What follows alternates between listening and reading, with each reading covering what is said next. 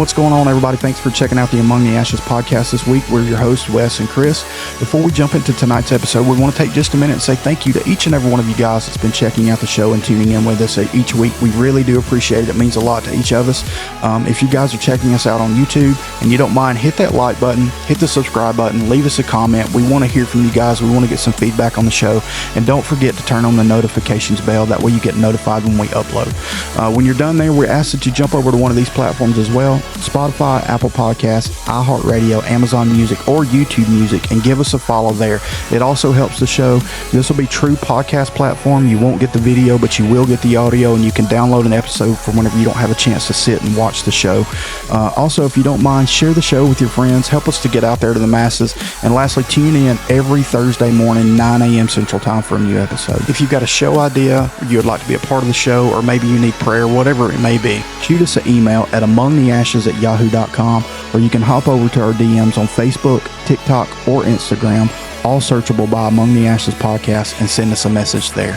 So with all that being said, let's get into tonight's episode. Tonight's show, we're bringing back Cantley Pittman from episodes 22 and 23.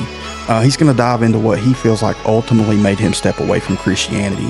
In his early 20s, he got involved in a traveling ministry that he thought would help him sort through some of his problems and some of the demons that he was fighting, and ultimately help him grow closer to the Lord. But it did quite the opposite, in my opinion. He was exposed to several things that was as far from Jesus as you can get. From my point of view anyway. And then recently I ran across some TikTok videos exposing the behind the scenes treatment of young people just like Cantley, and the abuse that comes from the inside of these ministries. A few days later, Cantley reached out to me and was like, "Hey dude, have you seen this?" And the reason he's reaching out to me is because this ministry is local to us. It's within an hour of where we live. And I was like, "Yeah dude, I've seen it." He was like, "Man, I was there. I was a part of it." And he said, "Man, would you mind if we come on and share a story?" And I was like, "Absolutely, man, let's put it out there." Now, disclaimer, allegations from TikTok are just that, they're allegations. But when Cantley said he saw these videos and he had all these emotions and feelings come rushing back up to the top, and he had to share, I said, "Man, let's put it out there." So I have no proof that anyone mentioned in this video, the story that they're saying is true, but I do know Cantley, and I've known him for 20 plus years, and I don't feel like the kid would lie to me about this. So with that being said, if you're part of this ministry or any other ministry out there and you would like to get your side of the story out, contact us, man. We would be glad to bring you on and let you share your side of the story, and even apologize if we find out that the things being said aren't true. So yeah, that being said, go grab you a drink, grab you a snack, sit back and relax, and let's jump into Was I in a Cult with Cantley Pittman.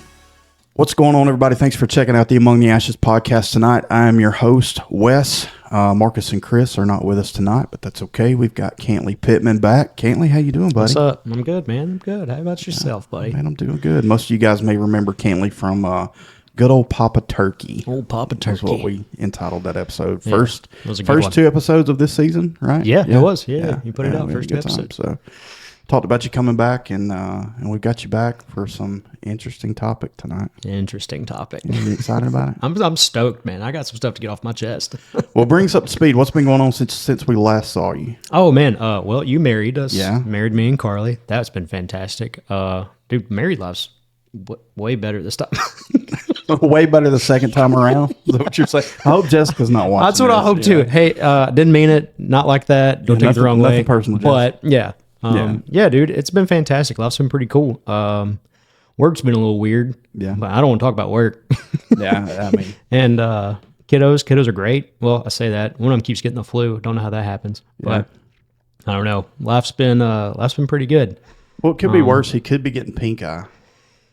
Yeah, that would be which means he's playing in poop. Yeah. Which with those gingers, Never know with those gingers. Yeah.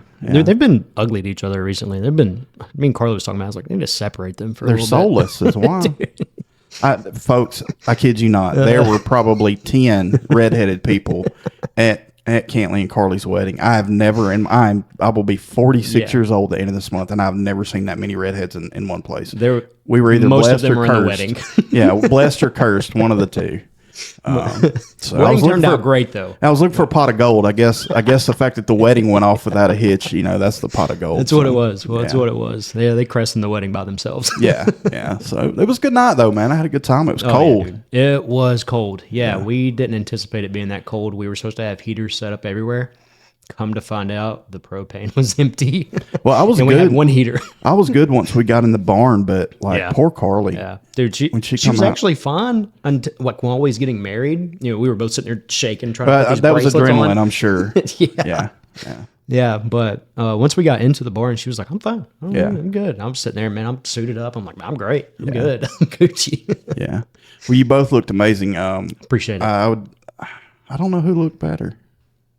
I look pretty dapper. I mean, I don't know, man. You were on point. You know, I don't swing that way, but you know, you were on point. She looked phenomenal. She was a gorgeous man. bride for sure. Dude, it was beautiful. Man, it was beautiful. And just knowing her on you know, her personality and all made it that much more special. She's such a special person, man. Yeah, she's beautiful and amazing every single way you look at her. I'm glad. I love her, dude. I'm glad you're happy, so dude. much. Oh yeah, I've never been happier. Yeah. So kids are growing. Kids are doing good. Y'all have how many together? 5? 5 total. Yeah. 5 total. I got 2. She's got 3. Yeah. That's fun. I've got a whole basketball team. Yeah, yeah. And that, you know, that's what I used to tell people. I was like, we'll either have a basketball team or a band. Yeah, you know, exactly. one of the two. Yeah. So, I've got both. Yeah. Destined for greatness there. Yeah. It makes it fun. And no more. We're done. Total. Yeah. 5's enough. Yeah. Go with 5.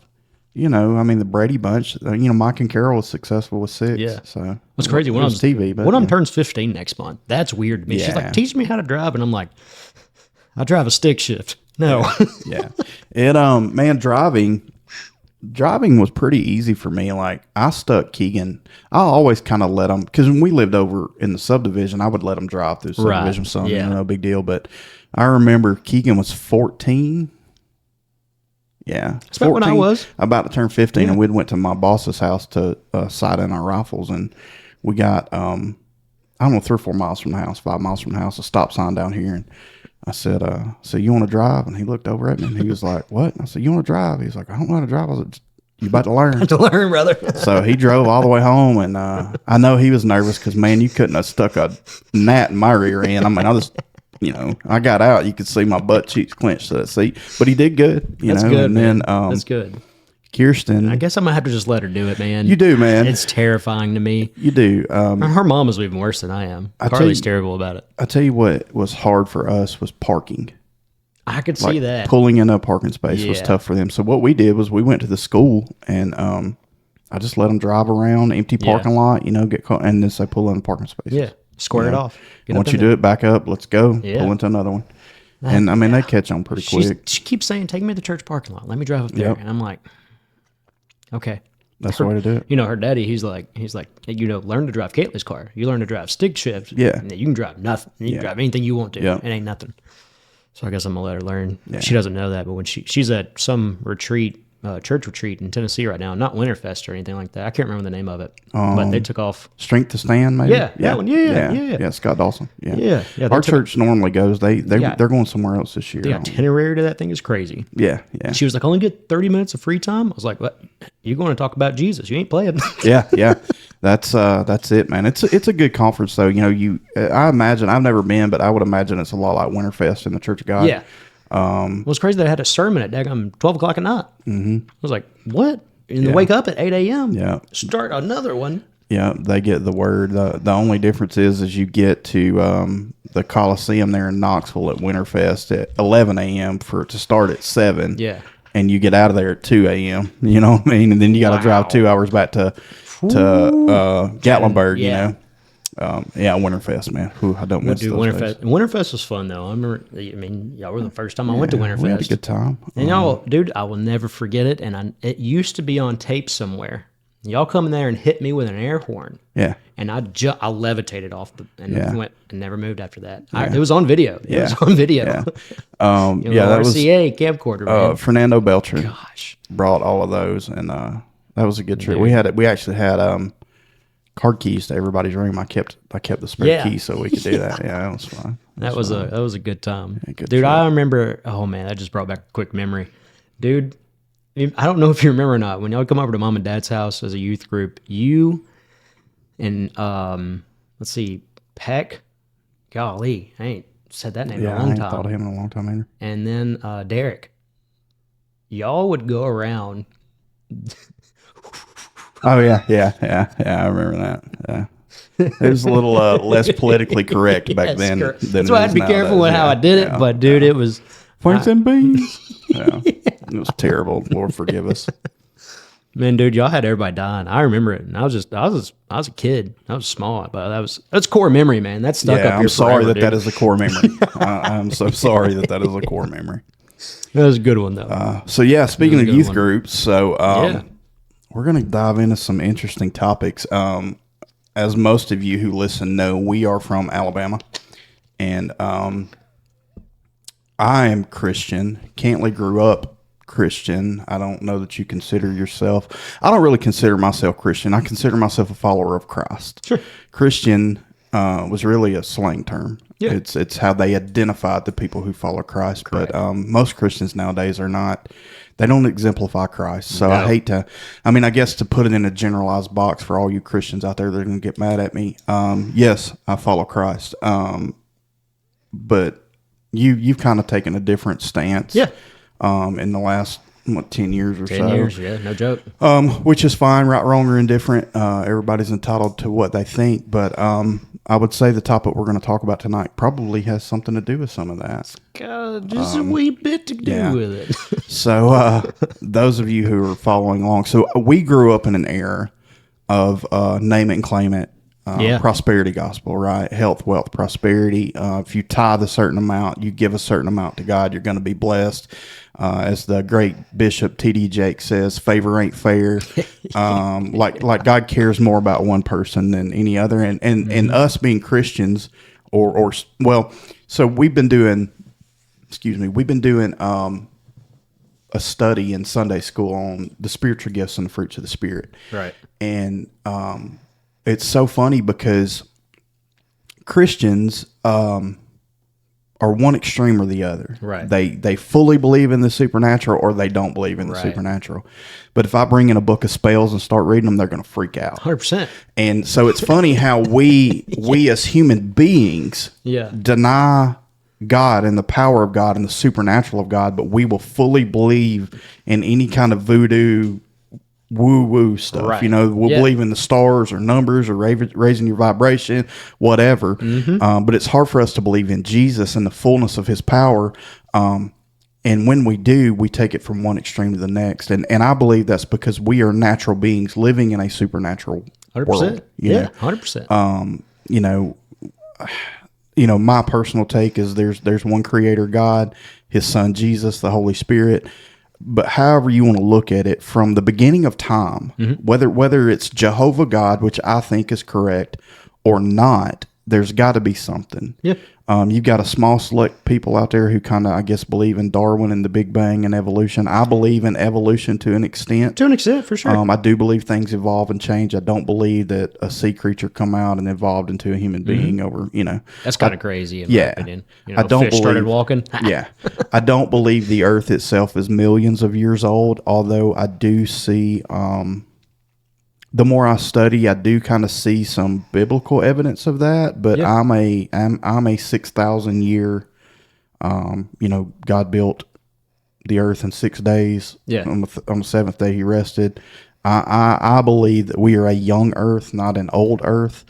I think what's in the Bible is there because that's what God wants us to know. Sure. The rest doesn't matter. Yeah. And you get into dinosaurs and evidence of all that stuff. I'm not here to debate all that. For sure.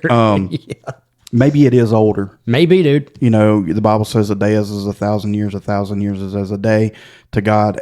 Maybe that's just a broad stroke of a pen. Yeah. Maybe it's millions of years. You know what I'm saying? And honestly, the truth in that is there's no time with God. Correct. There's no concept. Time is a man-made concept. Exactly. Yeah. Something somebody told me a while back was, it's crazy. Once I was fed a specific medicine and they were just like, let's study. It was, did you know Adam and Eve, in the Bible it states that Adam and Eve, it doesn't state it, but if you interpret it this way, it states Adam and Eve was put here to replenish the earth. Yeah. My question always went, what are they replenish means to put it back. Yeah. So what was there before? What was before us? Correct. That's a good thought. Yeah. I've never thought of it that way, but as you're saying that, Yeah. it's hitting me. It's like, well, what are they replenishing? Correct. Because if you go back and you look and you study and you read and you get, it's wild. Well, look up the definition of replenish. Exactly. You know? Yeah. Why didn't God just say to be fruitful and multiply, not replenish? Yeah. So it makes you wonder, was there something before? Which we know. I mean, when God did things in 6 days, he created man on the sixth day. Right. Who's to say that he didn't, and it just didn't get thrown in there somewhere? In my opinion, what if God was just like, okay, I'm really not going to tell him what happened because that didn't work out, and I don't want him to try it again. Right. Let me start over. Yeah. You know? Well, and that leads us into the topic. Kenneth Copeland is one of these prosperity preachers, and he's got. You ever heard of a Breitling watch?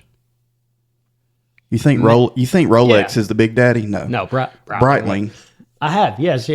So he's got 35 or 6 of them that he wears on his wrist, and he's got a 36th or 7th that's in a Maybach Rolls or what is a Maybach? Is it Rolls or is it I think it's a Maybach? I think it's a Rolls Royce. It's Rolls. Yeah, I think it's in a Rolls Royce, and it has a Breitling clock in it. Yeah. That some preacher gave him. Yeah. Coincidentally, the preacher that gave it to him was a name it and claim it preacher, and he ended up dying of cancer like 2 years after this. And it's like, well, if God blesses you off of what you give, why didn't he heal your cancer? Light bulb. Which Kenneth Copeland has also come out and said the day he is going to die is the same day he was born in 2050 something. He'll be 120 years old. Bro, you're 120 now. Yeah, 100%. You better get your affairs in order at 80 something years old, bro. You're not going to live to be 120. But either way, he fully believes that God has given him all of this wealth and all of this prosperity, and maybe God has. Maybe. Yeah. But with the advent of the cell phone and things like that, you begin to see the nature of these preachers. You're not getting them them on a TV setting, or even when you're at an event and all you can see is the preacher. Right. You're actually seeing a side of them that's pretty wicked. It's kind of wicked, dude. Because you sit down and you watch and you start dissecting and picking apart. You go, that's not that guy. Yeah, you begin to see how contradictory he is. Yeah. I mean, the number one thing is as Christians, especially full gospel believing Christians, is to be able to cast out demons. Mm-hmm. And of course, the classic interview, you can look it up, where the lady from Inside Edition approaches him about his jet. Yeah. And of course, he looked like his face contorted to a demon. Super demonic. Yeah. But he says, I don't want to be in a box or something like that full of demons. And it's like, well, if you've got Christ, what's the problem? If those people are unsaved, why don't you preach the gospel and get them saved on the plane? Right. What a better time to do it. Do your freaking job, bro. You have them all contained. Yeah. And they have no option but to listen. Right. So that tells me you either don't believe what you're preaching. No, dude. He's or a fluke. what you're preaching is a sham. He's a fluke. And and I can see the hate comments rolling in. Look, I get it, man. If that's what you think and believe, that's fine. If you want to follow those people, that's okay too. But there's a plethora of them. There's, you got Jesse Duplantis, who has the largest house in Louisiana, and he thinks it's funny that God's blessed him, dude, beyond measure. I seen a video of him the other day, and I went, yeah, get out of here, bro. Joel Osteen, mansion and Ferraris and Stephen Furtick. Now, I will say I've listened to messages from all these men that have inspired me. Sure. They have, I feel like God has used some, because look here, I'm not a Furtick fan. He looks like Thanos. No joke. Like full on Thanos. And I'm not trying to make fun of him, but I don't know if it's because he's the same age as me, doing what I thought I wanted to do, and what I always said, well, God, if you'll open up a door for me to be able to preach to millions and I'll do the right things. But you know what? In all honesty, I probably would have been doing the same thing they're doing. Right. So I thank God that he sheltered me from that. Yeah. And that he has shown me the truth. And out of all of them, I would listen to Furtick more than I would any of them. Mm-hmm. But I still have my qualms with Furtick. But God has used several of Stephen Furtick's messages over the last year or two that has spoken to me, but not it would not have spoken to me as an unsaved person. Right.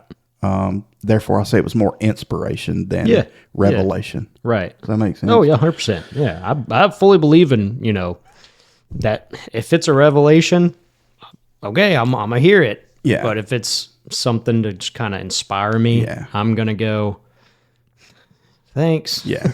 Well, the thing with Furtick that bothers me about Furtick, other than his voice and his face, put headphones on. he, I don't know, something just has never sat right with me about him. And I'm not saying he's a bad dude or that he's doing anything wrong. Like I said, out of all these mega preachers, I would listen to him before I would any other. But recently there's been a thing, and I'm not saying he's wrong for this, but pretty controversial. His 17-year-old son has become a rapper. And I can't think of his name, but you can Google it. Stephen Furtick's son, rapper. Yeah. But he released some songs that are pretty explicit. Yeah. Pretty like thug gangs and sex and drugs. Wow. And it's like, first off, bro, wow, as a pastor's kid, like, you grew up pretty much with a silver spoon, bro. Yeah. Unless them PKs, bro. Well, I say a silver spoon. They may be broke. Yeah. You know what I mean? But they don't appear to be. Yeah, for sure. Appearances are deceiving, but then his mom and Furtick and his wife both release a press thing saying how proud they are of their son and how much they stand behind him and his music, and he's an inspiration to people, and da-da-da, They're dropping the hammer on this guy, I bet. Oh, yeah. Yeah. Yeah, and I'm not faulting them for standing behind their son, you know. But, he's also got songs that are very religious. And it's like, we were talking a few minutes ago, lukewarm, right? Be hot or cold. So... crazy how that fell into place. Yeah. Maybe I'm just a really good host. Maybe. Or maybe that's just where God led us. I don't know. But it's tough for me to... And the thing about Furtick is you never really hear Furtick telling anybody that they're doing wrong or they're living wrong. Like, he seems pretty accepting of people. Sure. Yeah. The most kind of down to earth out of all of them to me. But something's off, in my opinion. I mean, it could be just a lingering issue, in my opinion. Yeah. It could be something that's lingering out there that just gives you somebody the ick. Yeah. You get that ick. And again, I'm not trying to bring the hammer specifically on Stephen Furtick, but because I know he writes a lot of music and he writes books, and my thing with these preachers, I'm not against a minister getting paid to do ministry, to be full time. I've done it. Right. I know how easy it is to take advantage of getting a paycheck from the church and doing a little bit of church work and a lot of what you want to do. Mm-hmm. And it's very easy to... there was one year I hunted every day of hunting season. I was in the stand at Sounds daylight. like time with Jesus, if you want me to be honest. but let's break it down, okay? I was in the stand at daybreak. Yeah. I was in the office by 9. I left the office by 1, and I was back in the stand by 2, and I hunted till dark. Now, I was in the office, but did I put in an 8-hour day? No. Does the Bible say put in an 8-hour day? No, it doesn't. It doesn't. But there's a congregation that's paying me to do a job. And the thing about it is I was never really given job description. Yeah, that makes sense. I was a youth pastor. Now, I would go to schools and eat with students and go to their games, and I would study time. In those days I was hunting, when I went in, I fully studied for the week. Nobody just said, hey, Wes, this is your agenda. Nobody ever said you had to work 40 hours. Correct. So I took advantage of that. 100%. In my opinion, me personally, man, I would go, so what? Yeah, I'm not saying I was wrong for that. But my point is... Long-term goal, how many kids did you save? Well, I saved none. But how many did you lead to Christ? Yeah. There you go. Yeah, multiples. But my point being is that could I have been a better steward? Absolutely.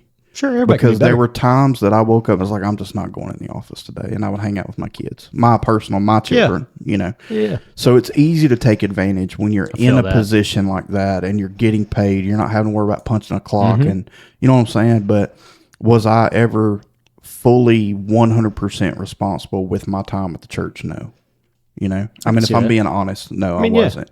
Honesty is key. Did I take advantage? Absolutely, I did. And I think that that a lot of these ministers do that. But if they're making money off their book sales or their albums, or if you want to pay them $10,000 to come motivationally speak, I don't have a problem with that. Yeah.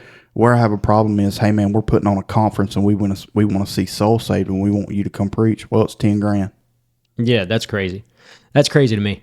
And that's what they do. Well, yeah, 100%. You know what I'm saying? It's a money grab, in my opinion. Yeah. It's a money grab. Everything, and I'm going to say this, man, for everybody that's listening, everything that I say is my personal opinion. That is not, it has nothing to do with anybody, any beliefs that you may have. So let's just clear the air on that. Yeah, it's for entertainment purposes only. This is Cantley speaking right here, and 32 years old, just so you know.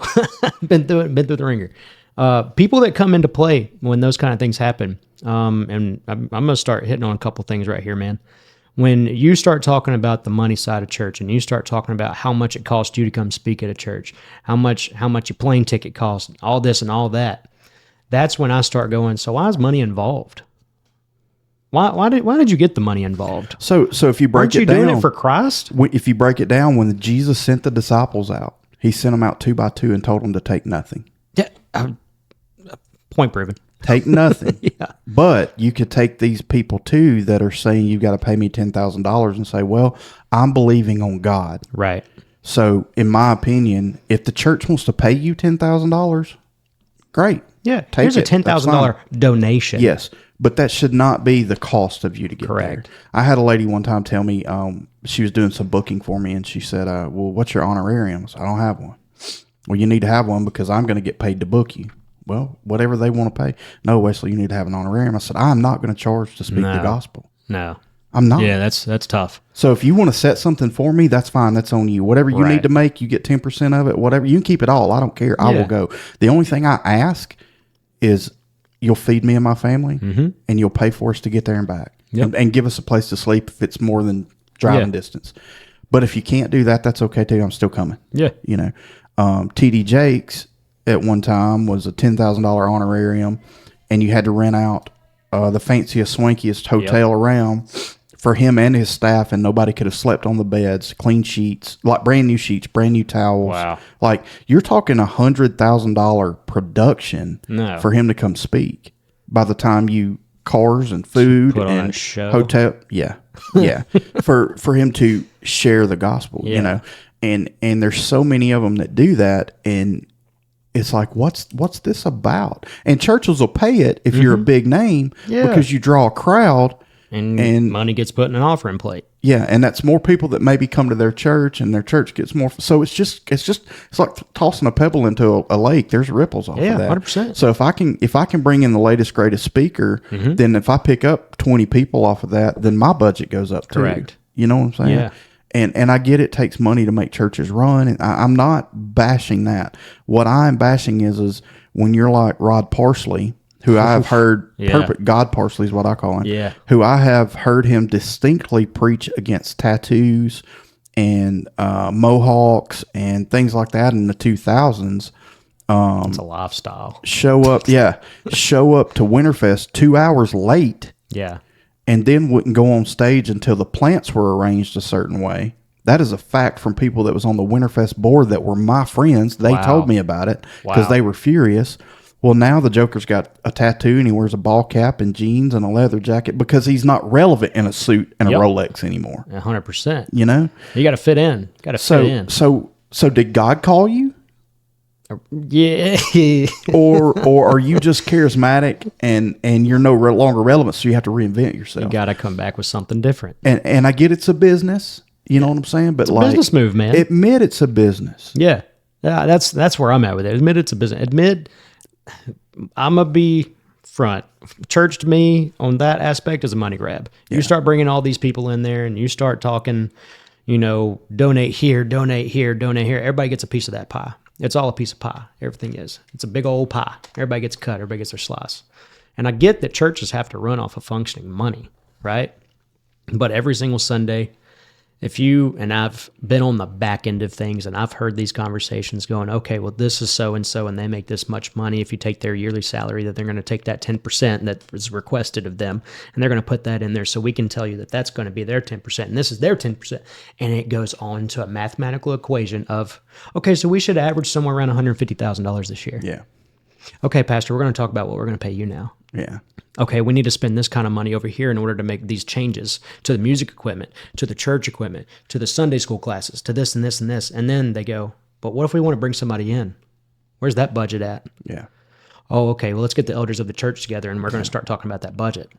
So at that point, when I'm hearing that, I was 26 years old, hearing that stuff about the church going, man, I'm in the car business. This is crazy. Yeah. Yeah. Yeah. That's my point. Like, again, I know it takes money to make it all function. Yeah. You know what I'm saying? And I do believe we should pay our tithes, but tithes is not always money. You know, I believe you can tithe your time, you can tithe food, you can tithe whatever it may be that is your first fruits. We just equate it to money because that's how we are in America. But why does tithing have to be money? It doesn't. That's what I'm saying. We just equate it to that in America because we equate everything to money. Everything has a price in America. You mean to tell me if I bring you a thing of bananas, you're going to say no? Right.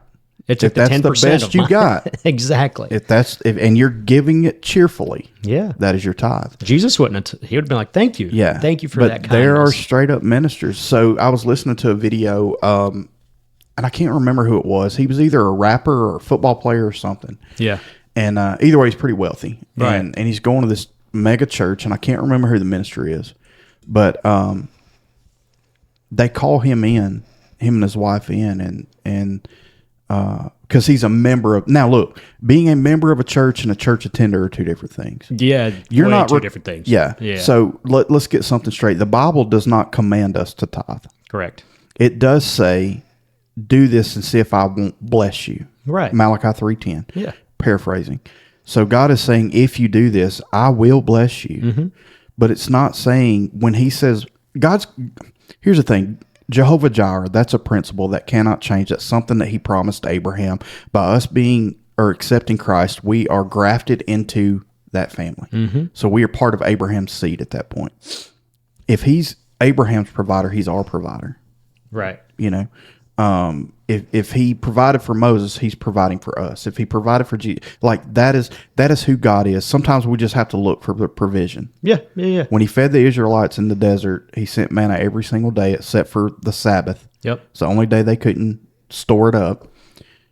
But what they had to do, they had to bend down and pick it up, right? Right. They had to work. A man that don't work, don't eat. Correct. That's scripture. Yep. It is cursed. Our curse when Adam fell is to toil the ground in order to reap the benefits of it. Right. That's part of the curse. You have to work to eat. It's a terrible curse. It is. It's horrible. Freaking Eve. No, had Adam been a man and stepped up and said, no, this is what we're doing. You know? So, yeah, it's 100% Adam's fault. And we're doing a study on what it takes to be a better man. And that's part of it is like not taking control to rule, but taking control of your house to make sure they're not, hey, Cantley, don't touch that. It's hot. Right. You know what I'm saying? Don't touch it. It's hot. It's hot. Don't touch it. Right. Therefore, you don't touch it. Correct. Not if you touch that and it burns you, I'm going to beat the crap out of you. Right. I'm not talking about that. I'm talking provision. Correct. So God will always provide. But there are things we can do that God will bless us because of what we do. Right. But that's where people get lost in this health, wealth, and prosperity thing. Yeah. Because of Malachi 3:10. Because of that. And most people probably aren't smart enough to go back and look at Malachi, the whole book of Malachi, and see what God was talking about. My pastor said not long ago, he said, he was talking about the famous scripture, I think it's Jeremiah 1:5. Before you were formed in the womb, I knew you. I consecrated you. I set you aside to be a prophet of all nations. Jeremiah 29:11. Yeah. My plans are to prosper you, not to harm you, blah, blah, blah. He said everything in the Bible is not applicable to your life. Mm-hmm. In other words, when God was speaking that scripture about Jeremiah, that was for Jeremiah. Right.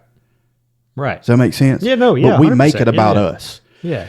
And I'm not saying that we can't apply it to our life, but just because it said, my plans for you are to prosper you, not to harm you, and da-da-da-da-da-da, he was telling Jeremiah that you're to be a prophet. Right. And don't worry about because Jeremiah's known as a weeping prophet. I think he had depression. I really do. But God is telling him specifically, and we want to make that applicable to our lives. I'm not saying that it can't be applicable to our lives, but every word in that book we can make applicable, but it's not said specifically to us. Does that make sense? No, yeah, 100%. And I don't want people to get confused and say, well, he's saying the Bible is not 100%. No, I am saying it's 100% accurate.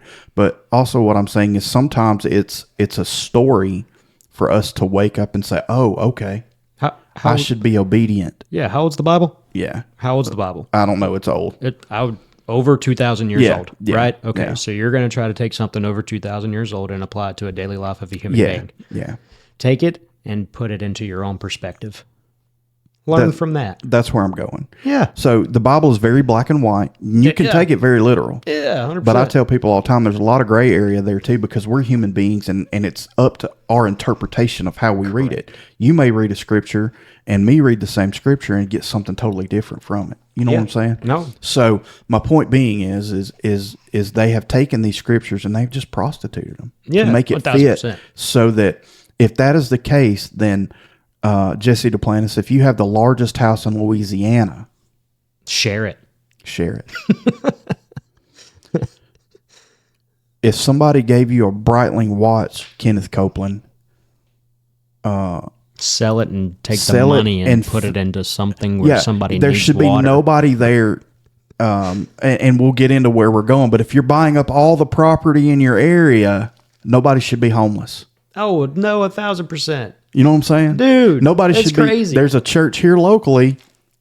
I'm not going to name any names, but it's here locally, and they are buying up property just like the church we're going to talk about in North Alabama. Yeah. But there's people that sleep in the parking lot in their cars. So I've heard. This is speculation. This is what I've been told. Drive by it. But if that is the case, why do you not give people, hey, look, I know you're sleeping in your car, but I've got this building here. We're doing some renovations on it. Yeah. You can go stay in there. It's got heat and cooling. What's wrong with that? First off, what's wrong with people? Yeah. What's wrong? If you're listening to this and you're one of those people, what's wrong with you? Yeah. Why? Why do you do that? Why? If you're a pastor living in a multi-million-dollar home, great. But there should be nobody in your church that's hungry. I'll tell you this, man. My parents were one of those people that would go, come on. Yeah. And we talked about that last time, dude. If you're listening, both my parents are dead. So be like them. They would take anybody in. Yeah. And Wes can front for that too, man. Yeah, 100%. And it's the same with us. You know, my family's extremely blessed. Yeah. And I believe that's because we do the right thing. And that's where blessing comes in. Correct. That's what I was about to say. We do the right things. Therefore, we're reaping what we sow. Correct. Some people call it karma. Some people, I call it Jesus. Yeah. I call it Christ. I call it God. Yeah. But they have prostituted that to the point of give your last dollar to me and God will bless you. Yeah. Catherine Crick, she's a TikTok apostle, which, by the way, there's no women apostles. It's not biblical. It's not scriptural. Mary Magdalene, Martha, Mary, mother of Jesus, none of them were apostles, right? To be an apostle, you had to live in the days of Jesus. That's the definition. And I know some people are going to argue with me on this. This is my interpretation. But there were definitely no female apostles. But why would you even want to be called an apostle? Do you want to be stoned to death? Do you want to be hung upside down on a cross, boiled in oil? That's what happened. That's what happened to all the apostles. You know what I'm saying? And what happened to them was they were out living in caves. Mm-hmm. They were homeless. They didn't know where their next meal was coming from. Preaching the gospel of Jesus Christ, not sitting in Beverly Hills, Catherine Crick, in a fancy building with her Louis Vuitton shoes on, begging people for money. Yeah. Telling a lady, said, well, your son's demon possessed. Did you pay witch doctors or psychics? Oh yeah, I did. Well, you gotta donate that same amount. Doesn't have to be to my ministry, but if it is, we'll help you. No, you should help anyway. That's insane to me. So just because you got a little clout and a little fame off of TikTok, and I'm not trying to judge, but I am saying, so I've got a message in my phone written down that the Lord's, and I prayed about it for a week and a half of whether or not even sharing it. I don't know. But the Lord said to me, Wesley, you need to repent. And I said, okay. He said, you're a minister, repent. Yeah. And he said, this is not just to you, but this is to all ministers. If you have ever said anything, thus saith the Lord, Right. who are you to speak for me? Heard that, didn't you? Who are you Wow. to say that I said anything? Yeah. So it's made me check myself. I repented, number one. Oh, for sure. But it made me check myself instead of saying, well, the Lord's saying, well, this is what I feel like God's saying. Right. And in my opinion, if God's telling me something about you, he's already speaking to you about it. You're just not. I just don't listen. I'll say it. You don't have to say it. You're just not listening. Just not listening. You know what I'm saying? Yeah. And I'm not saying there's not people out there that God doesn't speak to, but all these prophets nowadays that are prophesying Trump and, he busted his eardrum and da-da-da. And then I don't even know if prophecies for today, Cantley. Like, God's... You don't know what's real and not. Well, the Bible clearly says in the last days there will be all this destruction and earthquakes in weird places and divers places and all these different things. Why do you need to prophesy there's going to be a 9.0 earthquake in some random city somewhere? That's not prophecy. That's a word of knowledge because God already prophesied it in the Bible that it's going to happen. It's going to happen. He didn't put a time plan on it or a time stamp on it, but he said it's going to happen. Good job. You read a paper. So all these prophets and all these apostles, it's like, so I feel like God told me, and I haven't shared this with anybody. I think I brought it up to somebody briefly, but because I want to make sure that I'm hearing God. Sure. And not speaking for him. Yeah. But basically, I'm typing out a note. I couldn't even tell you anything that it says, really. But when I went back and read it, I was like, I know this isn't just me. Yeah. So, God, if this is from you, sure, I'm going to sit on it. Yeah. And I'm going to pray about it. Yeah. But all these ministers who have ever said, thus saith the Lord, you better make sure that the Lord said that. I've heard that a lot in my life. Oh, me too. A lot. Me too.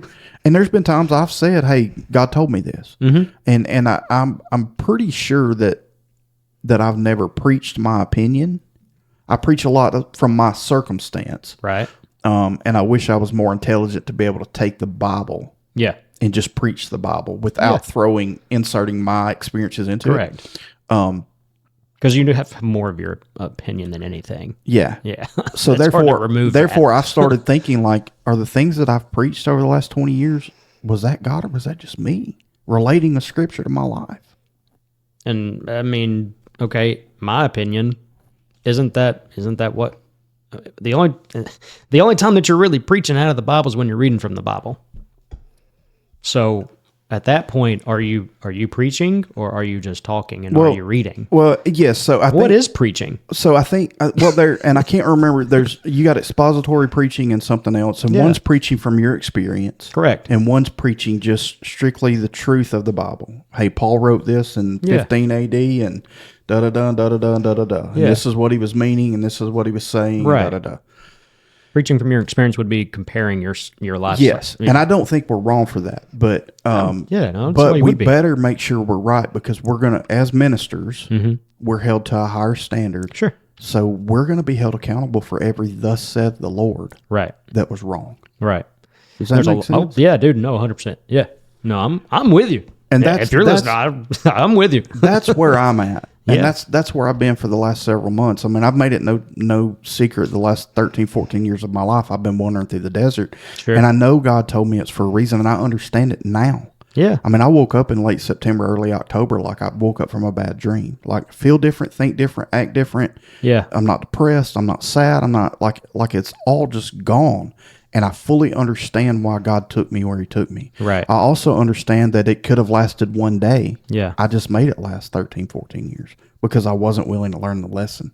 That's where I'm at. I wanted to see, I want to see it in my filth and my muck. And hey, you know what? Okay. Yeah. Okay. Like I've went through some crazy things in life, and I've went through things with other ministries and people and the church and all of that, which is, where we're getting to at this point now. I've went through it and look at it and go, what the crap was that for? Yeah, I think we've missed it at least the last 20 years. Yeah. I think God's telling the church to repent. So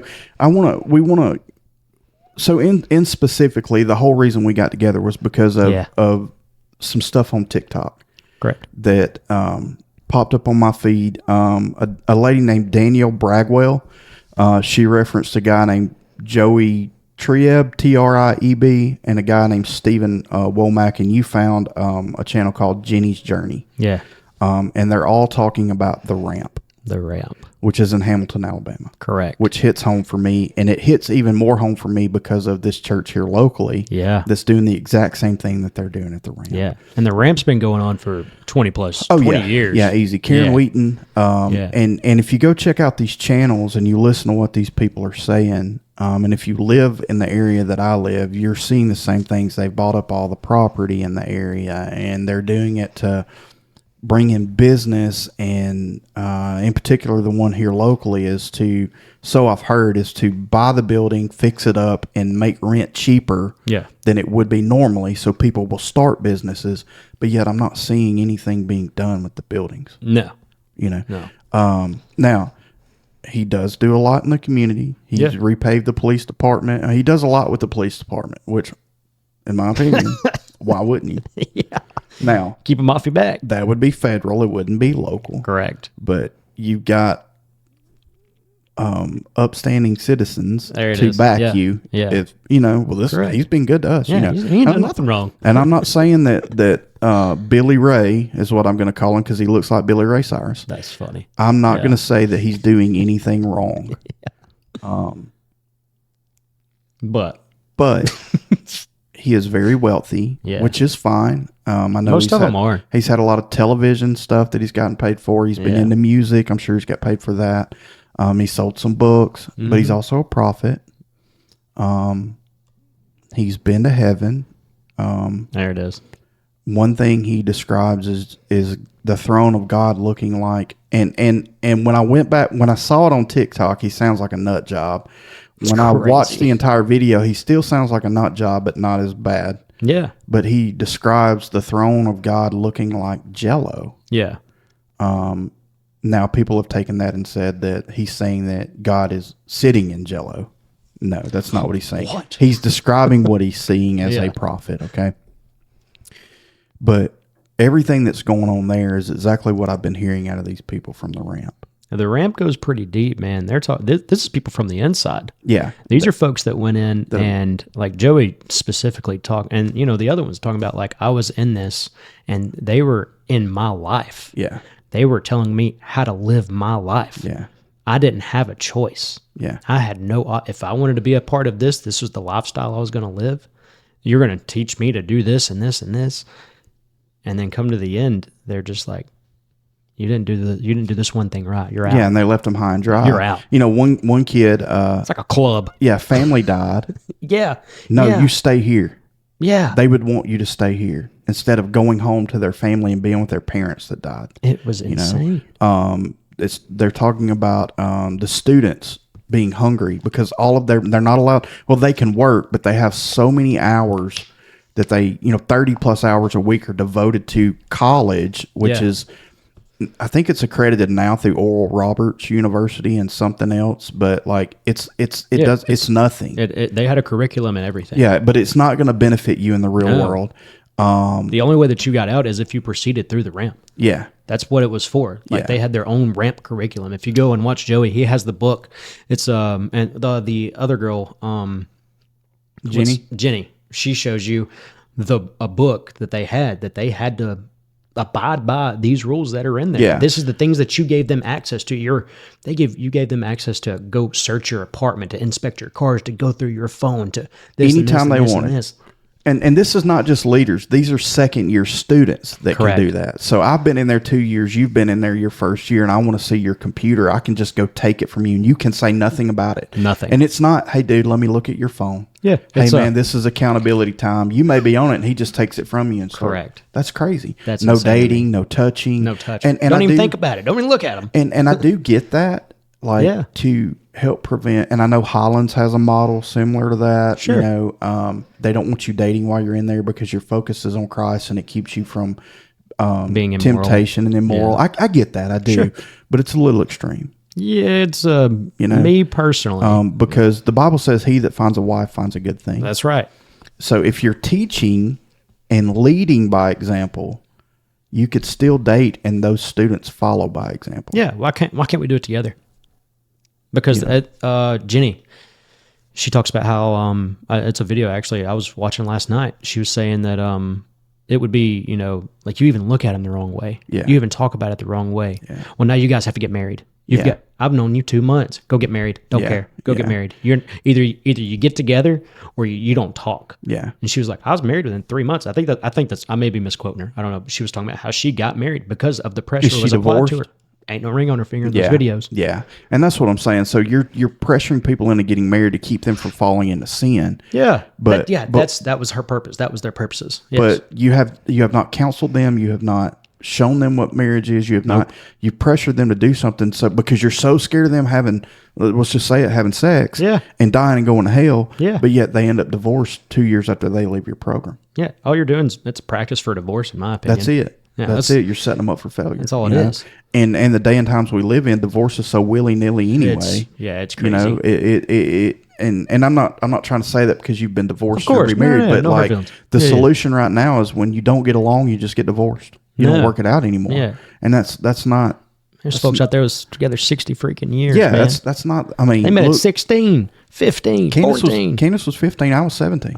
I've known you and Candace pretty much my whole life. And we've had problems. Of course. But we're still together. Yeah. Is it perfect? No. Could it be better? Absolutely. Wasn't forced. It was put together and worked on. Yes. 100%. I mean, and that's there's that, dude. But they talk about Joey, man. Man, I've been watching you, Joey. If you ever just so happen to click on this video, I've been watching you, man, and the stuff that you went through. I want you to know this. It was not put out just in the ramp. There were people that attended the ramp, and it went further than the ramp. There was people that come to other churches that I attended to, and they pulled me in by the ways of the ramp.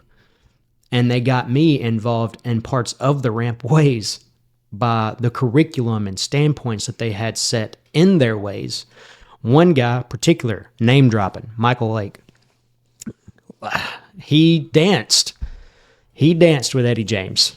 It's this guy don't get me wrong, dude, phenomenal dancer. Amazing. Danced in the movie Step Ups. Danced in one or two of those, I think.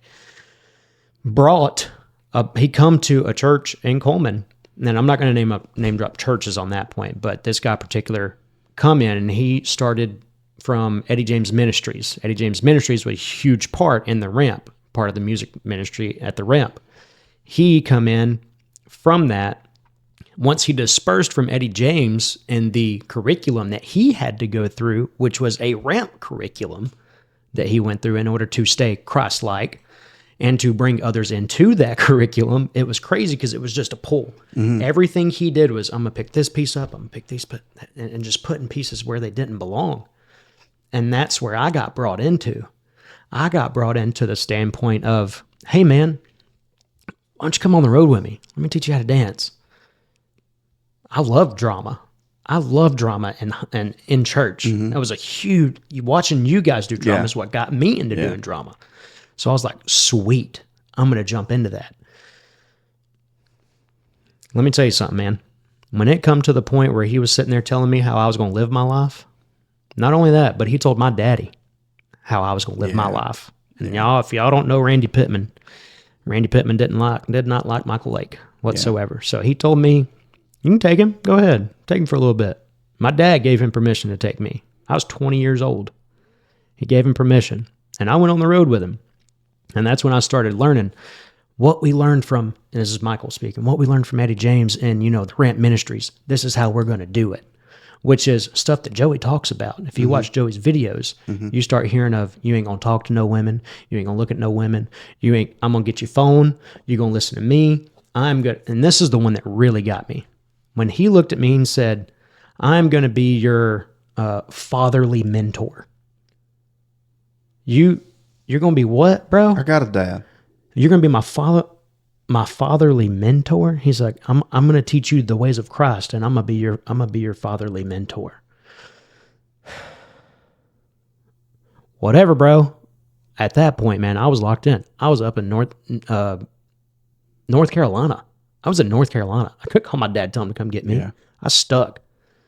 So at that point, man, that's when, and this, it goes a little bit further back than that, but that's when I really got plugged in, and we started visiting the ramp. We started dancing at the ramp. Then we got ventured out to go spread the gospel, to give my, what do they call that? I Testimony? Testimony. Yeah. Yeah, testimony. I don't know why that come to my brain, but I would give my testimony in front of people and all of those different kind of things and putting on a show. Yeah. I was putting on a show. I was dancing in front of thousands of people at one point in time. It's on YouTube. Go watch it. Pull up Michael Lake Dance Productions. I'm in that video. And at that point, man, we get done with that, and he goes, all right, guys, well, good job. We got a good offering tonight.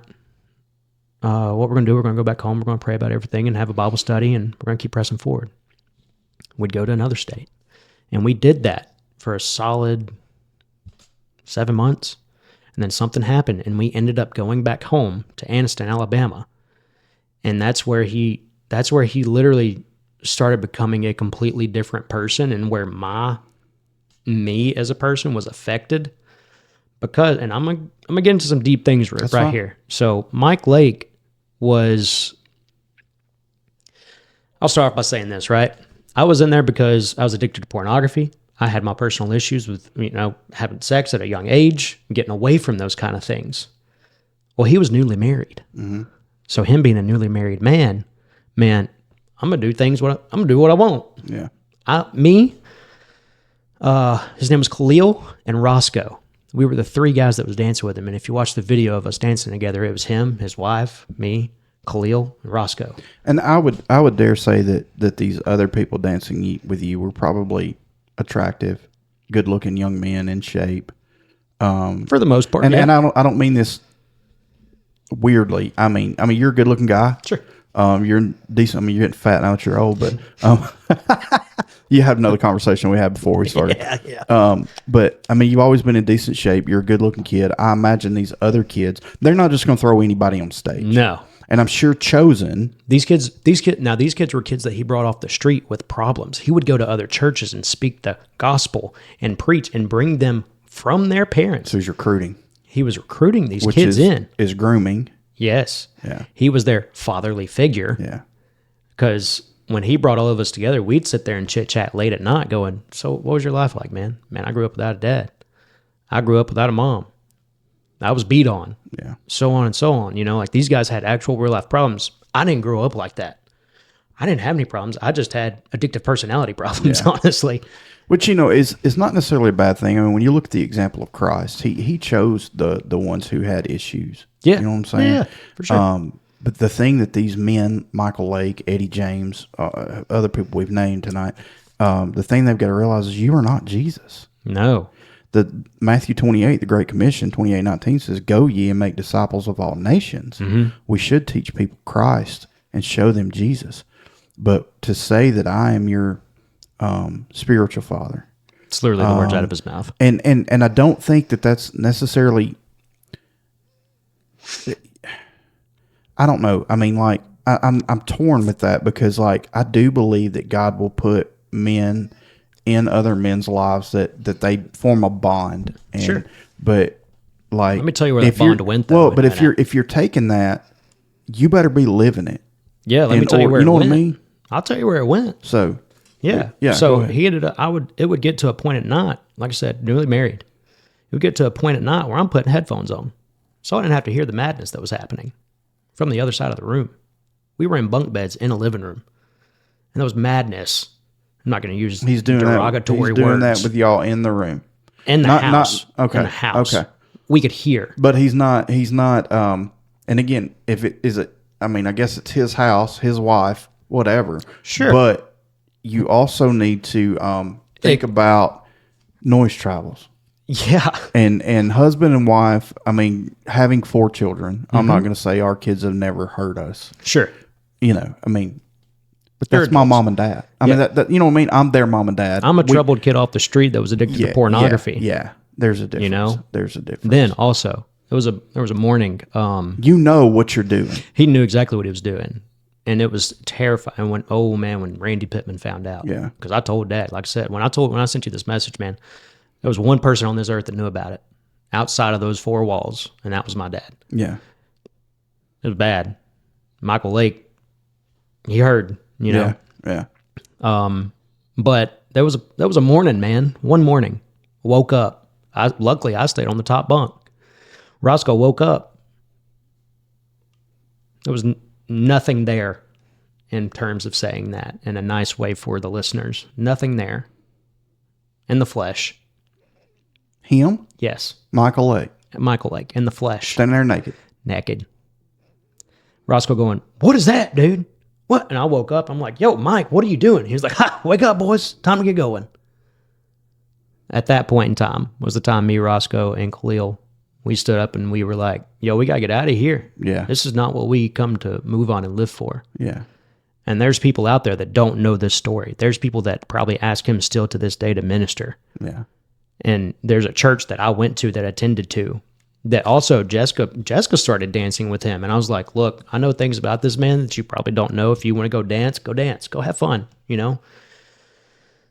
But just know, Yeah. you know, at some point in time, me and you're going to have a long talk. Well, you know. And it was I'm just going to say it, the sexual immorality that went along with that. Yeah. That was very bothersome to me. And these people were there to lead me in Christ. But you showed me a darker side of things. Yeah.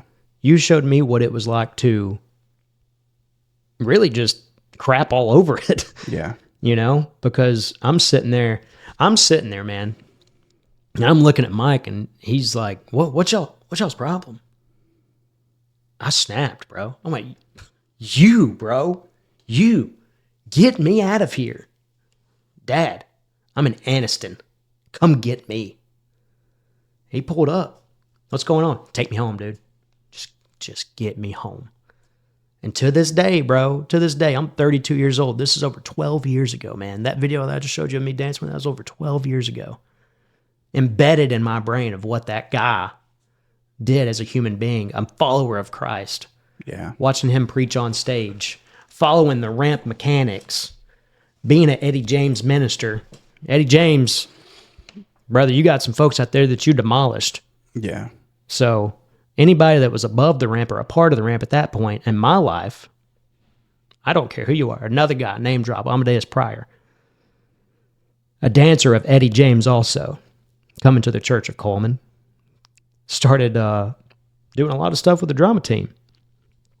Led into a lot of problems with people of the drama team. Him and my brother, Drake, they were good folks. They were good friends together. Mm-hmm. Drake started seeing the dark side of things, kind of helped me out. Hey, man, watch your back. You know, Drake can tell you about Amadeus Pryor. That man was of the devil. So, I mean, just get into it. I mean, if we get struck, we get struck. I mean, just get into it. I mean, I don't care. I mean, I was telling you the other day, we got banned on TikTok live for talking about Jesus. This stuff get off my chest. When I went back and watched that live on YouTube, because we streamed it on both, there was nothing said. Yeah. Nothing. It was offensive material, I guarantee you. It was hate speech. Yeah. Is what it was said. And within 15 minutes of me appealing it, TikTok rolled it back. I got my live stream back. Yeah. I was blocked till the 18th or something like that. So, but here's the thing. I mean, we're not talking about, let's limit, we're not naming names of who he did things to, but we can say things he did to people. Correct. But just use the correct terminology. I will. Does that make sense? 100%, okay. Dude. All right, go ahead. So there were acts that took place with the drama leader's daughter, and then there were acts that took place after that. We were hanging out. As in biblical acts, like they came to know each other biblically? No. Physically? That's what I'm saying. Yeah. Yeah. When I know you biblically, that means I know you. Oh, yeah, I know my wife biblically. Biblically, yes. Yeah. Biblical acts, per se. This is with the pastor's daughter. No. Youth minister. Not the youth minister, the drama leader's daughter. The drama leader's daughter, okay. And this was before somebody else took it over. Consensual? Supposedly. Okay. Yes. We was out having a hangout at one point in time at night on the lakeside, and they disappeared for a little bit of time. Mama didn't say nothing. Me and my brother sitting there going, what's going on, Which, as a leader, should not have happened. Supposedly a leader of the drama team. Yeah, should not have happened. Come in to teach us how to dance and, show a spiritual side of dancing in choreographed manner and so on and so on. Then things start getting, blown around about the mom of the whole matter. And this guy right here has now destroyed an entire household. being a man of God. So you're saying that there was something with the mom as well, him and the mom, and him and the daughter. Supposedly, yes. Huh? Pimp. Yeah. I'm just kidding. I'm just kidding. So once again, a reflection of the ramp. Sure. That's where all this is coming from. Just so everybody knows where all this is coming from. A reflection of the ramp. And these people, man, of Eddie James Ministries, a reflection of the ramp, were not a reflection of God. They were not a reflection of what it was like to be in this massive upbringing of church and culture, per se. Yeah. But they were using these tactics and the things that they were taught to gain power over specific people. It's manipulation, man. Manipulation. And here's the thing. So, as a student minister, yeah, I would say this: in the 20 plus years I've been a Christian or been following Jesus, and 10 years of that full-time student ministry, but 20 years ministering, I had more females hit on me in my tenure as a student pastor. Yeah. Mothers, students. Yeah. And you say, oh, it's just harmless flirting, or they're just friendly. No. Comments like, I wish you were my child's father. Wow. Well, I'm not. What is that madness, man? Yeah. Well, I'm their student pastor, and I love them like a child, you know, but I'm not their daddy, and I'm sure not your husband. Yeah. And when I say, but call me daddy, it wasn't, I wish my child had a father like you. That is crazy. Or Wes, would you mentor my child like a father? Yeah. You know, my role as a student pastor was, I'm your big brother. Yeah. You know what I'm saying? That's how it was when you were with me, man. Yeah. When you were teaching me, you know, a way of life. I was over at your house hanging out. We was playing video games. You teach me a word, so on and so on. There was never a point in time you made me uncomfortable. Right. Because like to this day, man, I can come to you and talk to you about anything. Yeah, and that's the way it should be. If I see these folks on the street, man, I'm just like, dude, you better hope. Yeah. You know? There's something about because you've messed with me mentally at this point. Well, when I talk about manipulation, there's something about, and a lot of ministers fall into sexual scandals and adultery and things like that, because I'm not going to blame the woman. I'm going to blame the minister. They're probably having problems at home. Their marriage is up and down because they, you know, as a minister, your wife's always going to know the worst side of you. Your kids are always going to know the worst side of you because they live with you. Yeah. But yet you show a different side to the congregation. Yeah. You know, so you're not necessarily the same person at home as you are at church. And that's everybody.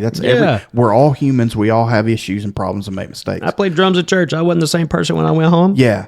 So what happens is these women fall in love with a persona. Correct. He's powerful. He's nice to me. He's loving. He's compassionate. He's caring. And what happens is these men and women too, ministers, like the power. They like the praise. They like so their relationship at home is rocky. Yeah. A lot of ministers, unfortunately, you would think it's not, but I think it's just a trick of Satan. With all men, struggle with some sort of pornography or lust. If you say you haven't, and chances are, especially if they're younger, everybody knows. You know, I make the joke all the time. If you want to have sex, don't get married. You know, But let's be honest. I mean, I'm joking there, everybody. But let's be honest. Man, it's a lot. It's something about especially in the Christian world. You always want to do what's wrong. Yeah, you know what I mean. So obviously, if you're not married, that's going to be a lot stronger than when you are married, and you can, if you can steal $1 million, why steal it? Correct. You know what I'm saying? That type mentality. So I'm sure in a lot of these marriages, their relations backs off, and they have a high drive. And I don't know why it's with ministers, and maybe it's just all men in general, but most ministers I know struggle in some sort of way sexually. Sure. And wives, we don't teach people the importance of sex in marriage. It's very beneficial for a man. Men need it more than women in most cases. Men want it more than women in most cases. Women want to be touched intellectually, emotionally. Men want to be touched physically. Yeah. And that's just the way we're made. Right. So if you're touching your woman emotionally and intellectual, she's going to be touching you physically. Correct. It goes hand in hand. Yeah. And vice versa. Women, if you want your wife to, or your husband to touch you emotionally and intellectually, then you need to touch him physically. Yeah. We equate love differently. Correct. You know, right, wrong, or indifferent. That's what happens. So what happens is in these pastor roles or minister roles, something's lacking in their marriage. They're powerful at church. These women see it and they come on to them. Sometimes men, sometimes boys. Yeah. And you learn, and I hate to say this, but as a minister, you learn how to manipulate people. Yeah. I can manipulate emotions. Sure. It's a known fact right now that you can play certain keys on a piano, guitar, whatever, that will manipulate certain emotions. That's why music is so powerful. That's why they play music when it's altar call. Yes. That's why music I'm crying is so... before I even get up there. You can do it right down the road on the radio. 100%. You throw Eminem on, I'll go from happy-go-lucky to pissed off. Exactly. I will. Yeah, 100%. You know what I mean? Yeah. So music is very powerful. Well, as a minister, you the more you do it, the more you learn to do that. Or it can become learned. Let's put it that way. A good minister will recognize, no, I'm not going to manipulate anything in the service. But a lot of them will manipulate the Holy Spirit, and people get caught up in emotion. That right there. So there was a lot of times I'd be on the road, and I would be sitting there, and it would literally I'm just going to say it like it's black and white. You know, it would be, hey, we need to do this in order to stir this. We need to start doing this. I need you to go down there with those folks. You need to go stir them up a little bit. They just look a little dull right now. I heard a point in time in my life, one of these ministers looked me dead in my face and go, you need to go in there and lay hands on them because they look a little dry right now. Yeah. Okay, cool, man. Let me go down there. Or, God almighty, dude, there's a lot of reasons I don't go to church anymore, folks. A lot of reasons why. And some of it has to do with the manipulation of the way that the mannerism is. Yeah. Because it was a lot of manipulation. Yeah. There were times where I would go, what? But why? Why do I have to go down there and put hands on somebody? Why do I need to go speak in tongues? You're going to speak in tongues. You're going to do it. You're going to do it. Yeah. But I can't. Yeah. There were times, man, and I'll say this. There were times where Jessica was literally being forced to speak in tongues at an event. Do it.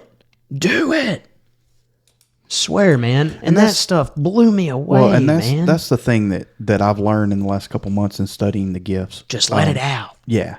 I'm not saying I believe every gift from God is for every person. Yes. I believe that you can receive any gift you ask from God, but I also believe that God gives people specific gifts. A mother of 4 versus a single man, God's got a SUV and he's got a Lamborghini. Well, it makes more sense to give that lady the SUV and give that man the Lamborghini. Right. That makes more sense because she's got 4 kids and he's a single man. But sometimes God may give her that Lamborghini and give him the SUV because maybe he wants him to pick up homeless people and wants her to sell that Lamborghini and feed her family. Correct. You see what I'm saying? Yeah. Gifts are specifically given to be used by God for him to reach his people. The problem is we want to manipulate the gifts because it puffs up our ego. Correct. You know, we should be operating in the fall over. Yeah. Because, Matt, we got one. We should be operating in the fruits of the Spirit. Correct. Not the gifts of the Spirit. Correct. And I know the gifts come according to the fruit, but the gift is with you from birth, I believe. That's what I think. Yeah. I think God gives that to you because he has a specific plan for your life. Whether you take advantage of that plan or not, it's on you. Yeah. But that's where you get into psychics and the gift of prophecy or not word of knowledge. You know what I mean? Yeah. They're using the gift that God gave them, but not using it for God. Yeah. So ministers learn to manipulate. Yeah. And that's the church. It's a big deal in the church, especially in Pentecostal churches. Huge. You know, I'm gonna be real with you, man. You don't see no manipulation really in a Baptist church. Deep South Baptist church depends that I've been to. So the thing don't forget, I was raised Pentecostal my entire freaking life. The thing I found in the Baptist church and the manipulation is like the pastors of Baptist churches always want you to take you fishing, and then they drink your beer. I'm just kidding. Yeah, it's well, And it goes back to us at the beginning of the talk. You know, we are natural beings living in the supernatural world. Yeah. And we want the supernatural side of God so much that Yeah. we fail to see the supernatural of God. The fact that we can do this and stream this to hundreds of thousands of people Yeah. is a miracle. Correct. It's crazy. You know what I'm saying? Therefore, the gospel is being spread to all nations. Yeah. You know. That's that's the way it's supposed to be. That's what the Bible says to do. But we want to manipulate it to fit our agenda. You know, so there was a big thing here in the early 2000s. I'm sure you remember the basement.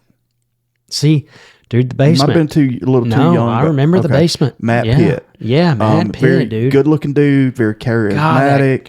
Man, I forgot Had a what happened about huge that following. guy, dude. You know, he ends up. He was a cokehead at one time, and Yeah. he got saved, and Got arrested and everything afterwards. he got arrested for manipulating a police officer or impersonating a police officer. And then it happened a second time, and then the news wanted to interview him, and he's all tweaked out on Adderall. He ends up going to jail. Now, when he was in jail, I know a guy that worked at Shelby County Corrections, and he said that jail had never been more peaceful when Matt was there than it had in the 9 months he was there than it had ever been the whole time he worked there, because Matt at that choice had nothing to lean on but God. Right. And he was sharing the gospel with people in jail. Did God intend for him to go to jail? I don't know. Maybe. But at the same time, I saw a meme the other day that Apostle Paul speaking, I went to jail for preaching the gospel. Mm-hmm. You went to jail for tax fraud. We're not the same. You know? You are not an apostle. Yeah. But point being is Matt had a huge following. Mm-hmm. Now, when he gets out, if I'm not mistaken, there's some sexual allegations. I'm not saying underage. Yeah. But him messing around on his wife. Why is it always the underage ones, man? And that's some stuff going on at the ramp. A lot of sexual allegations there from the leaders and teachers of the school messing with. I guess if they're messing with the ramp students, most of those are college age kids. Yeah, most of them are college. So they're probably over age. You've got to be a certain age to go into the program. But if you're forcing yourself on somebody, or if you are right, wrong, or indifferent, Christian or not, if you're manipulating somebody to sleep with them, it might as well be SA. And that's what a lot of this stuff is, dude. Yeah. A lot of this ramp stuff that's happening, that these guys are talking, they're coming out about it. Dude, I mean, think about it. Be real.